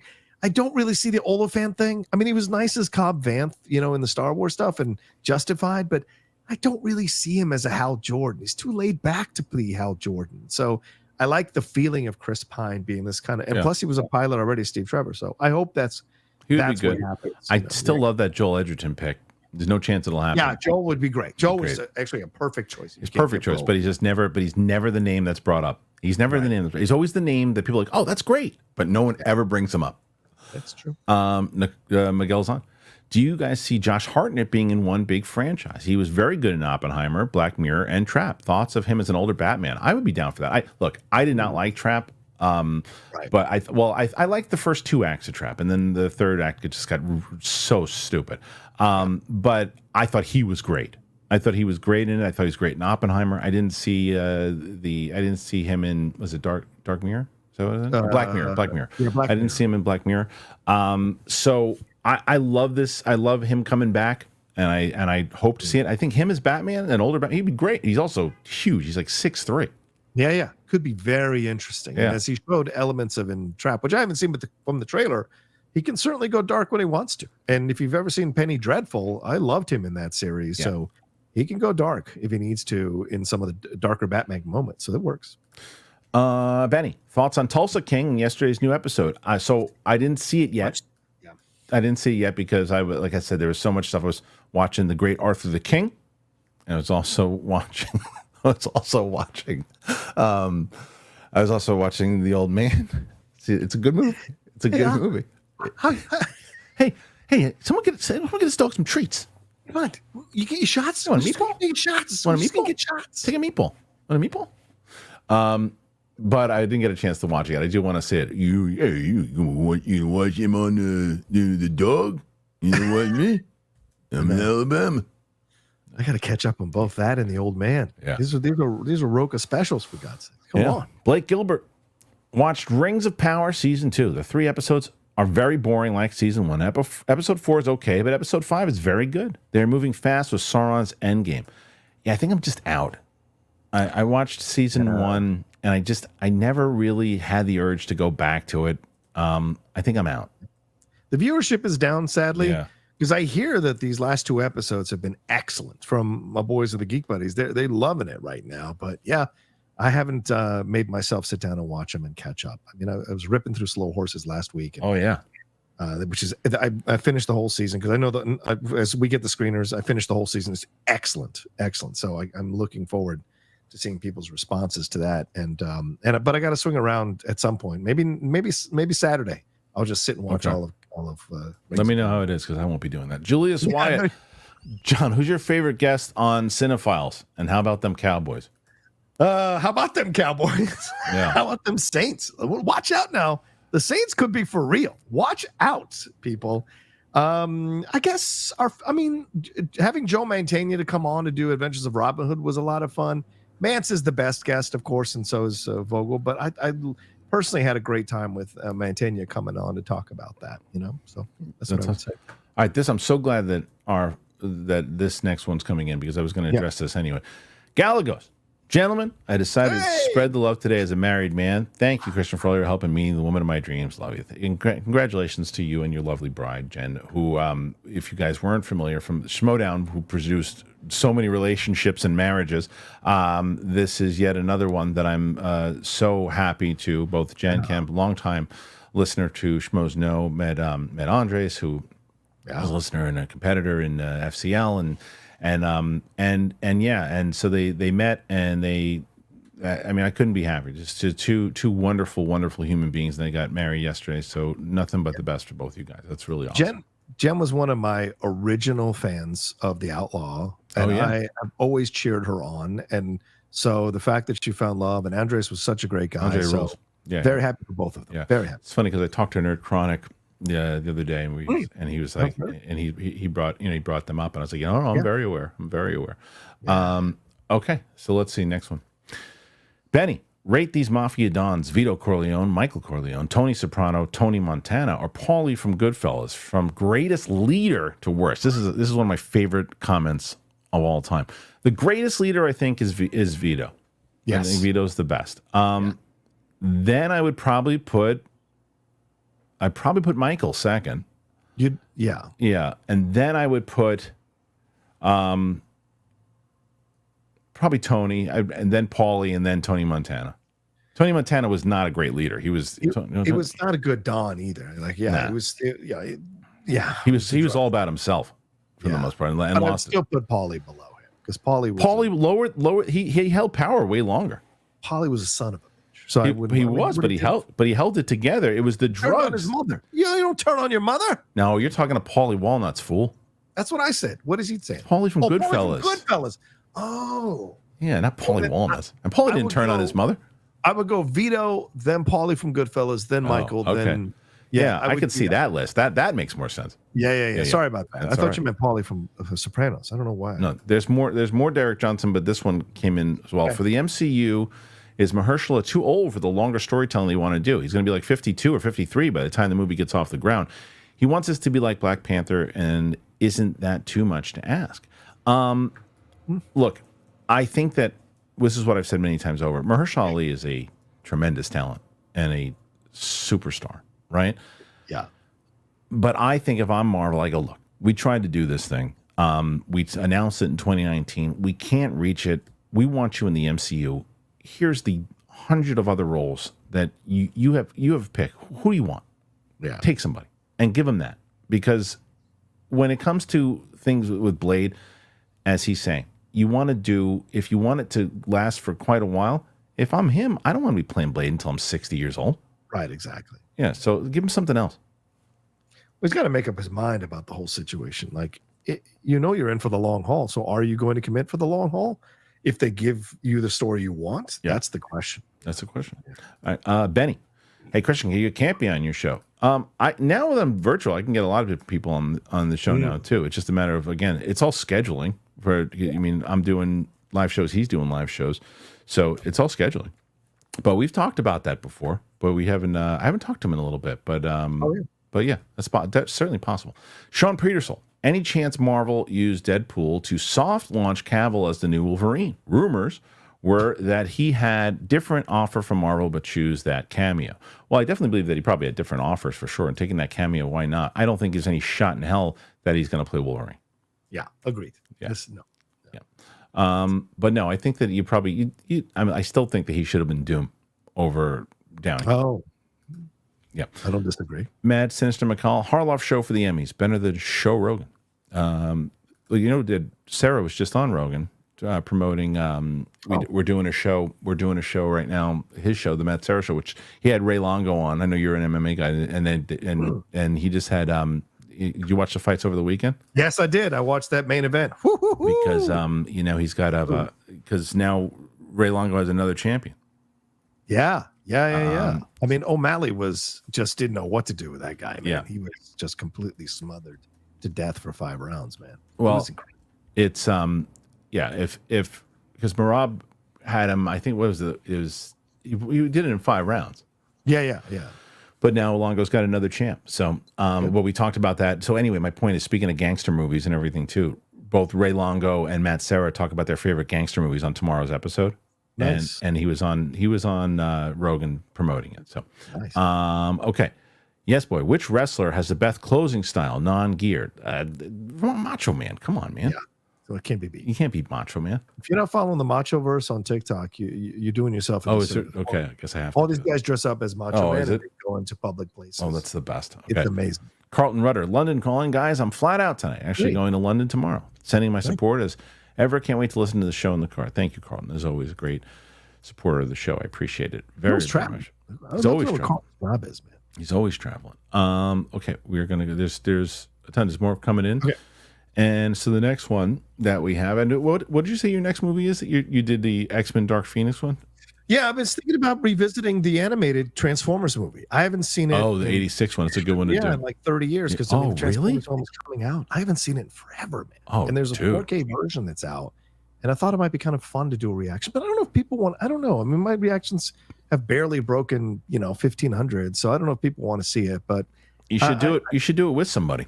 That's because when I was doing I do like TV shows by myself, and I don't have a studio to bring people in. So. Yeah, it's fair. Well, you have a big enough room. You can have somebody come over and sit next to you. No, I don't know. You're just kidding. All right, so I might get COVID. Benny, yeah, COVID. You're living it. Rate these war films: Saving Private Ryan, Apocalypse Now, Deer Hunter, Hacksaw Ridge, Lone Survivor, 13 Hours, Dunkirk, Fury, and Black Hawk Down. Oh wow! I haven't seen a lot of them. I'll just tell you what some of my favorites are. Okay. Saving Private Ryan is my favorite out of all of those. It's one of my favorite Spielberg films, if not my favorite Spielberg film. Then I would probably Lone Survivor is the Wahlberg one, right? Yeah, it's a great movie, but not number two. Not number two. I would probably put number two probably be Apocalypse Now, and then then Dunkirk. I love Dunkirk. Fury is awesome too. Underrated movie.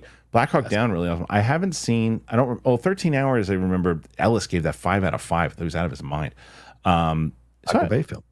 Yeah, and then Deer Hunter is probably one that I probably have to. What I actually might do a watch along to, because I think I've seen 15 minutes of that film. I know the ending. Ending of the movie, but like that's I can't rank them, but I just tell you what my favorites are. Okay. What's your favorite out of all those? Apocalypse. That's just can't be beat. That's number one. What are the other ones?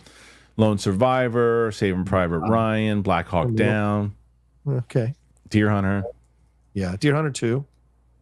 Yeah, all right, that'll be it. All right. And the rest can go. Right. Again, we have a bunch from Derek that we skipped over, but this is another one. Have you guys watched the Dave Barista interview with Chris Van Vliet? The man is really dedicated to the craft of acting and gave an explanation of his slim down. I watched clips of it. I've seen clips of the stuff that he did. I saw the stuff he was talking about with the botch in the Royal Rumble. That was really good. But yeah, Van Vliet just gets everybody now. He's the best. I saw the Stephen Amell one where he's complaining about Peacemaker and they made a joke at his expense. I'm like, Stephen, come on, man. The way Chris set that up was Chris was goofing. Like and then I thought at first that Amell was goofing too, but then Amell took it serious. I'm like, come on, man. Who cares? No one was thinking about your Arrowverse as DC. No. ridiculous what ML was saying. At all. But I will say, like, there are people that you root for. There are people who you don't root for. People you just don't care about. Chris Van Vliet is someone I root for consistently. He's just a good human being, very positive person, and a hard worker. Yeah. Okay, so Derek, again, what did you think of Stephen Amell saying that CW kept the DC brand alive? Well, at that point, it was given, the TV was the more beloved out of the two at the time. At first, but I was kind of disagreeing, but when I thought about it, I had to agree with him. Yeah, it's TV. I know. I get it. I'm just telling you that, like, don't forget, and especially you were doing a Flash recap show and all that kind of stuff too. That stuff was like, that was the main thing people were excited about because it was so hit or miss with those movies. Right. No, I mean, the CW verse certainly deserves its respect. I'm not going to say that, but no, I mean, films are film and TV is TV. And when it comes to superhero stuff, even more so, and they weren't connected. If they'd connected the universes, then I could argue, okay, yes, absolutely, it's keeping it alive and what have you. But that was CW, and it deserves its place, deserves its respect. But it ain't like doing it WB on the screen. It's just two different things, man. So, yeah. All right. RJ McReady. Harloff, appreciate what you do, man. Sorry for being a wiener. Nah, you're not being a wiener. I appreciate how you interact with the community. Love RJ. P.S. Will you sign my boob? Yes, absolutely. But yeah, look, as far as I'm just saying, when I'm reading through things, it's hard because people will say along the sides, and I know he was just kind of saying interact with the chat. It's just we've got 2 hours really to get everything in, and that's including you do all the questions alone. So, and I tried as much as I can when I'm doing things but he's clearly not being a turd.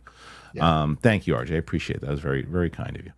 All right, and as we are now getting to a few more, and then once we do get to a few more that people put in, I have to go back to Derek's because Derek was really making sure that he got you close to Winston's record today.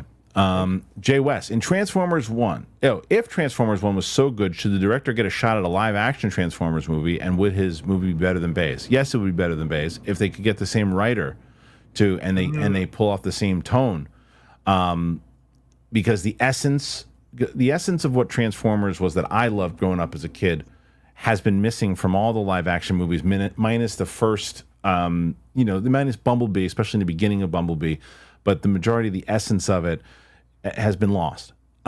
It all came back when I saw this movie, and I felt like I was a kid again watching Transformers. So I would love to see it, but the problem is, do studios pull back a little more and go, okay, do your thing on animation, as opposed to live action where there's so many, cooks in the kitchen? Yeah. I mean, he did Toy Story 4 as well, Josh Cooley. That's the director that you're dealing with. But yeah, I mean, the writers, it would have to be all the writers coming back to be a part of it, who clearly understood from what you're saying, other reviews I've read, the world of Transformers and how to make it shine. Yeah. All right, here's the smartest comment of the whole chat. Oh, boy. Pete Parker, as a dog lover, Arthur the King is a no-brainer. But the best dog film of the last 10 years is actually Togo on Disney+. I feel like no one saw that. Yeah, I don't know what that is. Do you know what that is, Togo? No, I don't. Oh, okay. Togo. I'm not sure what it is. It's a no-brainer, all right. You're going to see Arthur the King and you're going to cry. Oh, you don't have a soul. I should do a reaction. You should. You should do Arthur the King. I'll watch it. Anyway, Ingrid Plaza. Nice. Which horror movie are you looking forward to? Nosferatu or Substance? No-brainer. Nosferatu. Yeah, it's not even a question. Nosferatu, because that's one where the it's one of the, to me, like anything he does, Eggers, I want to go see. Although it's funny, I've never seen Lighthouse. Oh God, you got to see Lighthouse. I know it's the only one I haven't seen. I know. I'd be curious. Yeah. The Sad Movie Guy. According to Reeves, the Batman 2 takes place shortly after the Penguin. Is it possible that we will see the Batman 2 main villain in the Penguin? I mean, it's possible to get a lot of tie-ins to it. It just depends on how they're actually going to do it. I don't know. Yeah, I don't know. Reeves said you got to watch Penguin to understand what's going to happen in Batman. Oh, he has said that. Yeah, because they're connected. They're going to pick the baton up. Okay. Have you watched it? Have you seen the Penguin yet? No. Nobody sent me episodes. Okay. I might be able to get something today. I didn't try. Oh, really? Nah, I want to watch it week to week with everybody. I want to watch it. I don't want to go in. I'll watch it. I want to watch it with everybody else. I was like, nah, this one I'm going to wait. And especially if I'm going to do the Batman reaction with my wife and then leading into both the Penguin. It's kind of the idea. Met Bull.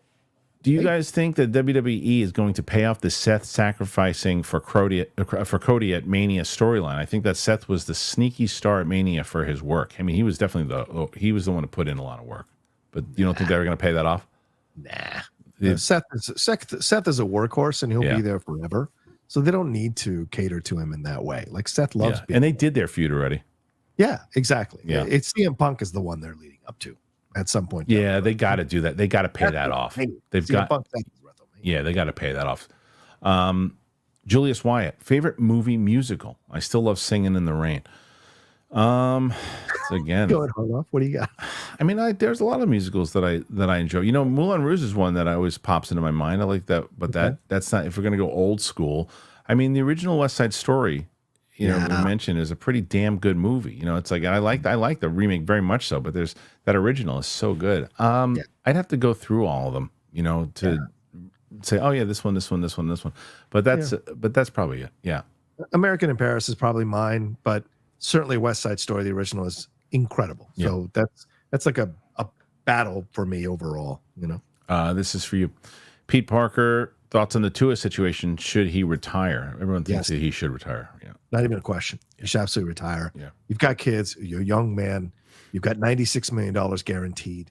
If the Dolphins do you right and don't screw you over out of that money, then take that money, go become a spokesperson, become an analyst, become a commentator. You can do better than Tom Brady, and do all that and bank the money and go make money in other places. And people will appreciate you more for not coming back. 2 concussions or 3?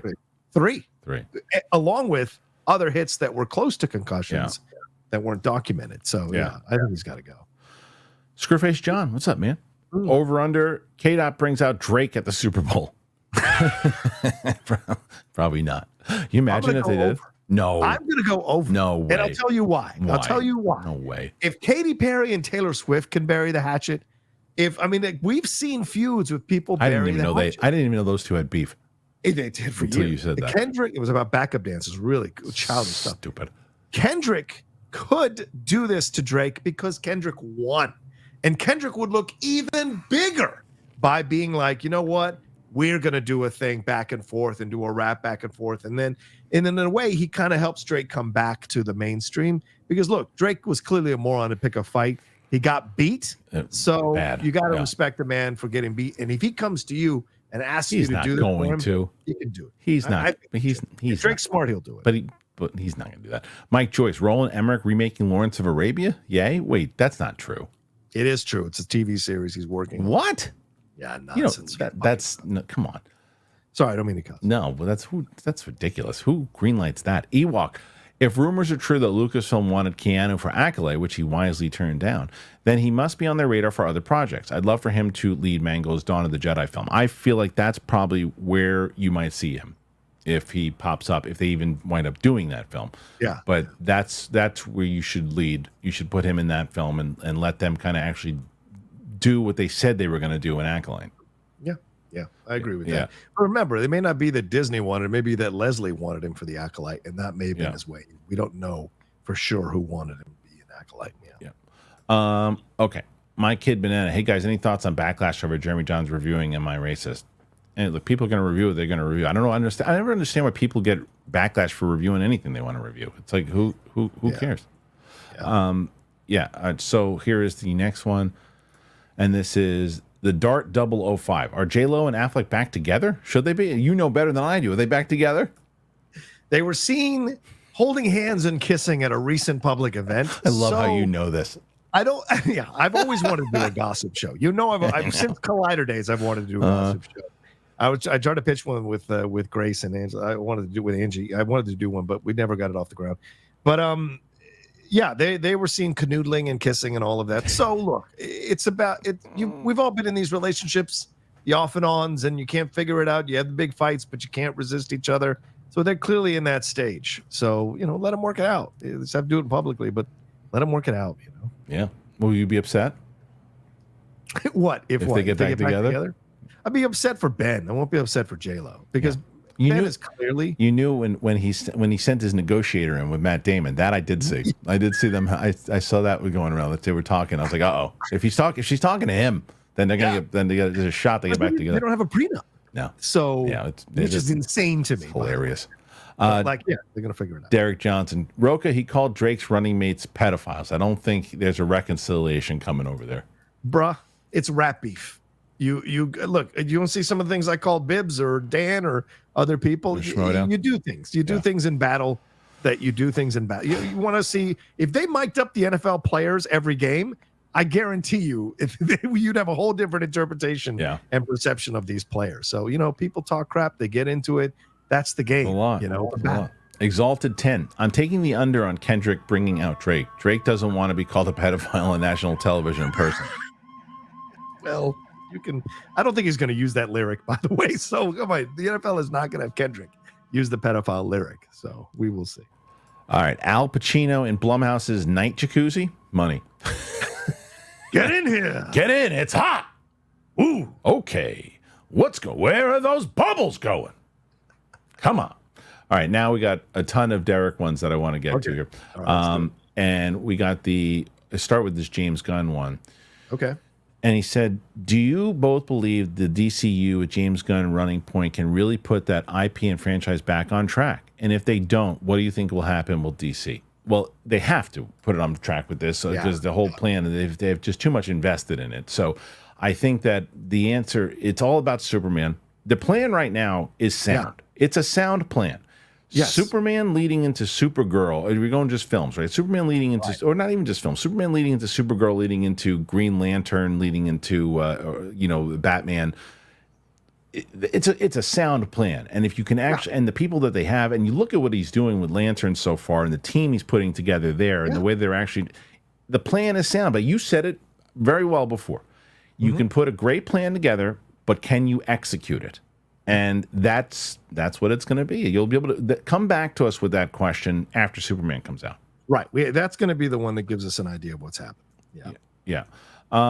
Okay. So thank you again, Derek, for all these wonderful questions. One of my bucket list items is to go to a Comic-Con in San Diego. Do any of you know any tips or tricks of getting tickets? Well, I mean, hard for me to say as far as tickets go because John can talk about that more so because I never really wanted to go outside of covering for press. So I was always able to get the press tickets. So I had the badges and that's how I would go. So is there do you just need to sign up right away when it comes in, John? Yeah, you kind of have to sign up and you get into the lottery and think about it. But I'll tell you what, is this Derek who sent this? Yeah, this is Derek. This is all Derek. Derek, you make plans to go. I always get 3 extra press passes every year from my outlet. So if you want to go, I will give you a press pass for the 4 days. Nice. You just have to record stuff every day of the stuff you watch and experience. So I'd be happy to include that in an overall Comic-Con video I would do. So if you're down, just let me know because you've contributed to Kristian's show and my show many times and the Geek Buddy. So it's the least we can do. So if you want to do that, very kind to you. And yes, we've got a ton of questions left from him too. Yeah. He says, as a former Marine and a fellow military member, I cannot let Rocha sit in 3rd place on the overall leaderboard. I cannot abide. Well, he's in 2nd place. He's in 2nd place. He's in 2nd place. I mean, well, he's in 1st place for this week. He'll probably win this week. So with 65, I don't think anybody's getting past Winston's record. That's just too hard. Derek Johnson, I'm a huge fan of the Geek Buddies, and it was through Rocha that I found out about Kristian's channel. Oh, that's awesome. Hey. Always down to support and give praise to both of these guys. Always put on great content. Well, that's very nice, and that's awesome. That's great. I wonder if it was one of the episodes that I was maybe on your show. Oh, maybe. Yeah. When you've come on, you've been kind of come on. Yeah. To which he says, this live schedule is really great. I don't have to rely on notifications that sometimes don't work to let me know to check in on the show. I mean, it is one of those things that I'm glad that we're doing. And it's probably be easier for you now because even on Mondays, we would text the day before, even the morning of, and you're like, oh, what time do you want to go on today? And it's like, that's a pain in the ass. So it's like, now it's just like, okay, I'm going on for you, it's 10 a.m. and you know where to be. And everybody knows now to find this at 10 a.m. PST. So absolutely. He also says, as a fellow Virginia Rocha, what did you like more, King's Dominion or Busch Gardens? King's Dominion, always. I wasn't a Busch Gardens fan because it didn't have as much, but the roller coasters were better at Busch Gardens than King's Dominion. But I enjoyed the overall King's Dominion park better. Like I enjoy Disneyland over Universal Studios, even though some of the rides at Universal Studios I think are better than some of the rides at Disneyland. The overall experience at Disneyland is better. So, yeah. To which he follows up, what was for lunch today? For me, I have a whole bunch of burrito stuff here that my wife made that I haven't gotten to yet because I've been working since the beginning. Sure. Yeah. And let's see, how long are we going to have to live through the Sony Temu Marvel universe? Sony just does not know what they're doing with that stuff. I mean, if Craven bombs, I feel like that. You feel like it should be, and Venom. And Venom 3, right? Exactly. And Venom 3. But if those do well, then they're gonna. It's like, stop encouraging them. Derek Johnson, what's your guys' most anticipated movies of 2025? Oh man. I mean, Superman's up there for the. I have to go through that entire list. Fantastic Four, but I have to go through like the full list on that, and we always do anticipate it at the beginning of the year, and then John, myself, and Dan will probably do a live one. If Dan, I would love to. Yeah, we'll do a live. We'll do that. What we normally do is our top 10 movies that we do. I don't know yet if we'll do it live or not, but either way, we'll figure it out. He asked how you and I met at school and college. We met in college. Yeah. I couldn't even remember. It's probably like during one of those theater, things. But I don't remember. I can't. It's so funny. Like if you try to like place, like how cool it would be to go back in time, see how the first time we actually spoke to one another. I don't know. It was a bathroom rest stop. I think at a truck stop. makes sense. I said, why are you doing that to that guy? You in here too? Yeah. No. I think we just I just randomly probably at a theater night, which we would do every once in a while at the school, and then for whatever reason, we might have been in a class together, but immediately East Coast recognizes East Coast, and as soon as I heard Kristian, there was a authenticity to the back and forth that I was like, okay, this dude I can know, because I went back at 27 years old to college, so I wasn't a 20-year-old kid, so yeah. I currently live in Denver. If anyone ever visits Denver, don't leave without going to two places: Papado for Cajun cuisine and Del Frisco's Double Eagle Steakhouse, best steak in the state. That's good to know. We're looking for a good steakhouse. I always talk about when was the last time every time I can talk about a steakhouse, I always bring up Bones in Atlanta. Ooh, I think I talked about it last time you were on the show, but it's really good. What is the best, KFC, Bojangles, or Popeyes? I don't know. I don't have a preference on those. Do you? I would have to say Popeyes. Yeah. But KFC in a pinch. Like KFC is your tombstone and Popeyes is like the Searchers. That's what I would say when it comes to the thing. They'll do in a pinch, but you want the better stuff. That's right. Derek says he's doing all these so we can set the tone for today. And boy, did he. He did indeed. So then he says, when did you both discover not like your love for movies, but for the movie business itself? I think that probably the love for movies eventually, then learning the movie business because I kind of went to a crash course college when I went from Village Roadshow to working for Joel Silver and learning how the studio system worked. Like that was more education in 4 years than I ever got in college or anywhere else too. You and I was working for two high level executives in a production company, and I mentioned this point before. Production companies usually are lucky if they get one movie made in a year, 2 years, if they're under a studio. We were doing 3 to 4 movies a year through the Dark Castle and Silver Banners, and I was working for two higher level executives for barely $600 a week. It was insane. It was insane. But yeah. So anyway, but that's how I found it. Yeah. For me, it was just getting into movies at a young age, and then once Premiere Magazine and Entertainment Weekly came out, then I got into the movie business because they were doing great articles about what was going on in the behind the scenes and studios and what have you. So that's how I got into it, was through the magazines, and then that just always carried over for years. It did, because I remember our conversation. You and I went to like sushi or something because you were doing a wrestling show, I think, at the time, right? Well, yeah, that's right, with Andre. That's right. And I think I had heard you talking about movies and stuff too, and I was like, why aren't you doing what I'm doing? Yeah, I tell you, I'll always admit this. Like when Kristian, just like with the pictures, Kristian would constantly tell me like, you got to watch. This is the place. This is the place. And I kind of scoffed at it because I was like, what? This isn't, Ebert's not on freaking YouTube, right?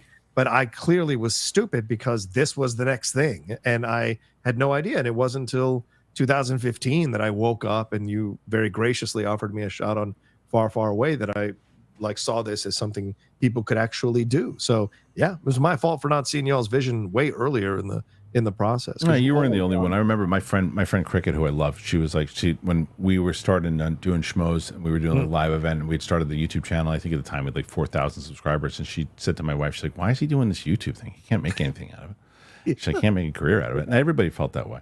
Everybody felt that way. You just never know. Yeah. And then Derek says, did they make a mistake in the promotion of Joker with the whole musical, non-musical thing?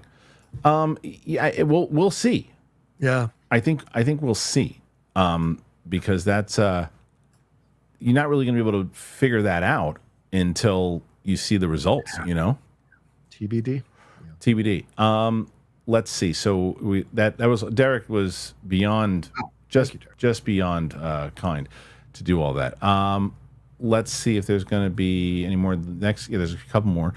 Mike Maver, Al Pacino. Oh, no, we did that one. That was, and then there's a couple more down here. And this one comes to us from Jonathan Garcia. Hey, Kristian, did you ever interact with Tony Hinchcliffe during your time at the Comedy Store? What are your thoughts on Kill Tony? Would love to see you on it. I did interact with Tony. Tony was always very nice to me, and I was always like, I was in there before Tony. I got made a regular in 2003. But I remember when I was there I'd come back to help when I was working at The Bachelor. I came back to shoot some stuff at the Comedy Store. They were doing like a bit, the Comedy Store, and I was like hosting it, leading into like the warm up stuff, and then they had Jeff Ross on the actual show. But while I was there, Tony was there, and I was talking to him for a bit. He was always very, very kind to me. It was very nice, and but yeah, I mean, my Kill Tony, he came up with a very, very. I mean, they just sold out Madison Square Garden. They're killing it. Yeah, they're killing it. Speaking of killing it, remember Frankie Alvarez, right, from Basement Yard? Oh, I do remember Frankie. Dude, him and the Basement Yard, they're doing Radio City Music Hall. Whoa! Yeah, I mean, he just called me the other day. I'm gonna go and check out that show. Frank, this is talking about another. We're talking about Chris Van Vliet. Frankie Alvarez is another guy that is just a solid human being. And Derek Johnson said, "Thank you so much, Rocha. Thank you so much for the Comic-Con thing." Of course, let's do it. Let me know. It's pretty great. I think that might be it. And oh no, it's not Simon's section.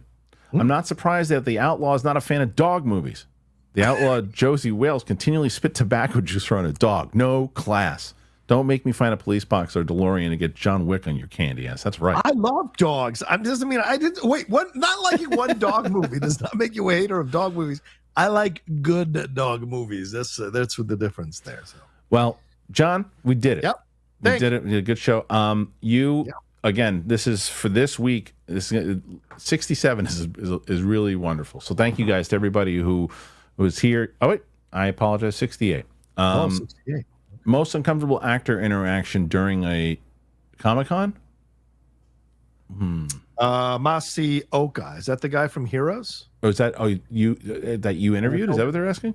I've told this story, right? Is it an interview or just I don't know. He said it's me, Steve-O. Said most uncomfortable actor interaction during a Comic-Con. I guess. I don't know. Yeah, Masioka. Okay. Who was a massive prick to me. Oh, why? Yeah, I was I was like, this was all so new to me, like going to Comic-Con and seeing the people I'd seen on TV. This was at the height of Heroes. And I was coming out of a situation at a party, and Masioka, the elevator opens and Masioka is standing there. I was like, Masioka, oh my God. And he goes, oh no, I said Hero. I go, Hero, oh my God, that's awesome. And he goes, my name is Masioka. And he just walked past me. And I was like, wow, you dick. So that was he's the only one I've ever had a negative interaction with at Comic-Con. Every other person that I've, had a moment or had a conversation with, incredibly kind, including Christine Milioti, who's about to be in the Penguin. But like Masioka is the worst experience I ever had. Well, you also don't know what kind of, maybe he's having a bad day. Sure. It's possible. Yeah, sure. So Mike Joyce said 69 dudes. He got us to 69, but then quickly followed up by Mr. Big. Hello from, where's that? Nova Scotia, Canada. Love the show. Thank you, Mr. Big. I really appreciate that. Very kind. And then Simon Section. I respect John Rocha. Very nice. Thank you. Yeah. All right, guys. We did it. Thank you so much to John Rocha. Thank you to you guys. Thank you everybody who contributed. And thank you everybody who's been so wonderful joining us on this show every day now, Monday through Friday. We have a great lineup here, and John's been helping me kind of get this off the ground with the live shows, so I thank him for it. We have our reactions that we have going up, so make sure you check those out. And then, John, real quick, tell them again, where can they find you? Yeah. please come find me at the Rocha Says on social media, but the Outlaw Nation on YouTube. Really, really want to get to 50,000 subscribers. I know thousands and thousands of people watch this show. Would love you all to come over to there and just hit a subscribe on that on the channel, and you'll get great content from a number of the shows there with great co-hosts on the Jedi Way, the Geek Buddies, and the Hot Mic, along with all my stuff and the sports stuff and the stuff we're doing with Winston A. Marshall, the Spill the Tequila stuff as well. So please come and hang out with us there. Thank you, Kristian. Thanks, everybody. Have a great rest of your Monday. Peace. Thank you to John Rocha, and thank you to you guys once again. And we also had one more from Simon. Thank you, Simon. Appreciate you guys. Again, thank you very much for being part of this and being involved with all the questions. And the stuff that you're throwing in there is stuff that obviously we want to talk about, and all the different topics that you give us. So we appreciate it. Tomorrow, I don't know how many of you guys know Tom Chattelbash. Tom Chattelbash was he was really one of the original YouTube guys. He was out there probably around the same time when myself and Ellis started doing this. And he lives in New York. He came with me to the Fly Me to the Moon screening, and he's going to come in the studio tomorrow. So we're going to do a live show together here. Roxy will be on Thursday. Mike will be off for the week. Wednesday will be myself and Steph. And then Friday will be Coy and Winston. So we'll be here all week once again. There's a possibility. I'm trying to figure it out. I don't know yet. There's a possibility that Clark Wolf might be in studio. But we're going to figure that out. And if she is, we'll let you know. We'll definitely at least do a pre-tape with her.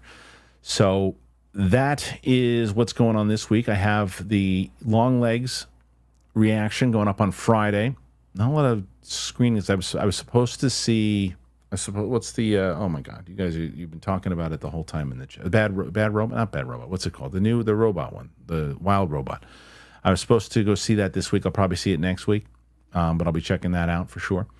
And I think that's it. I think that's really the majority of stuff, and then we're gonna have a lot of the reactions things. Please go and check out these reactions. If you haven't watched the one with my wife, please check that one out. Leave a comment over there. We're gonna try to do more of those. They're a lot of fun to do, especially seeing movies for the first time with people who haven't seen them, and then even seeing movies that I have seen that they haven't seen has been a lot of fun to do, and we'll be doing more. And then as far as the clips go, I've seen the majority of people say this, and then I've seen a couple countering points for the clip outs that we do of this show. Right, I'm trying to put like 1 or 2 up a day, because I don't want to bombard the channel with the clips, because if it's gonna hurt your subscriptions, I don't want to do that. But I'm gonna put like 1 or 2. I did it over the weekend, and it seems like most people want me to do that. The other thing, I was gonna put it on my clips channel, like more of them, but I want to focus those with the interview clips. I don't know. Anyway, so that's it. Thanks to John Rocha. Thanks to everybody here today. 72 questions. Thank you. Maybe we can. It'd be fun to keep on doing some more of these questions and whatever you guys come up with. And thank you to everybody. You guys are the best. Love you to death. Apple Podcast, Spotify. Check our sponsors. They're in the links in the description. And that's it. So for John Rocha and myself, see you guys later. Bye-bye.